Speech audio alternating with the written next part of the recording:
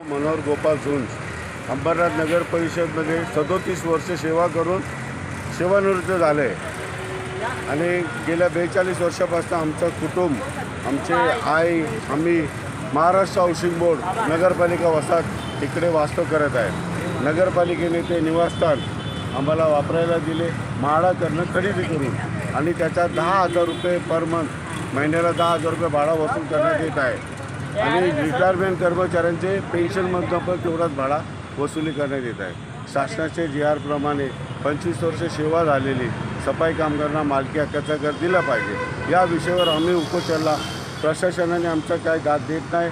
आज वर्षानुवर्ष आम्ही त्यांच्याशी पत्रव्यवहार करतो आहे, म्हणून आज शेवटचा निर्णय घेऊन आज 4 दिवस झाले आम्ही आमरण उपोषणाला बसतो आहे। प्रशासनाला अजून जाग आली नाही। त्या उपोषणमध्ये एक कामगार आमचा उपोषणाला बसला होता, तो हॉस्पिटलला ॲडमिट आहे आणि एक अजून पेशंट आहे, एक तिकडे आमचा पेशंट आहे पण उपोषणाला बसले, ते लेडीज आहे। आणि बोलवलं का मीटिंगला वगैरे? चर्चेला अजून बोलवलं, शिपाईच्या हाताने पत्र पाठवलं होतं, ते आम्ही पत्र परत पाठवलं, आम्ही नाही घेतला।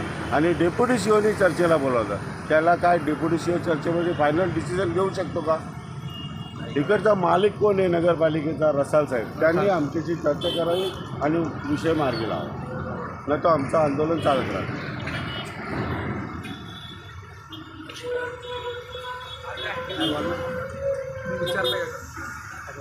विचारताय का? विचारलं का? आता मीच बोलू का? 2008ला महाराष्ट्र शासनाने GR काढलेला, आज 2024 झालेत, 16 वर्ष झालेत, पण या 16 वर्षात काही पाठपुरवठा नाही आहे नगरपालिकाचा। प्रशासन झोपलेत का?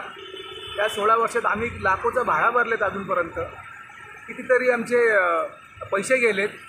आज आमच्या कामगारांच्या घरी एक स्वतःचं घर नाही आहे, घरसुद्धा नाही आहे, अशी परिस्थिती झाली आहे। आणि घराची परिस्थिती तुम्ही डोळ्याने बघू शकता या फोटोमध्ये। तर मी प्रशासनाला विनंती करतो की आमची मागण्या पूर्ण करावे। धन्यवाद।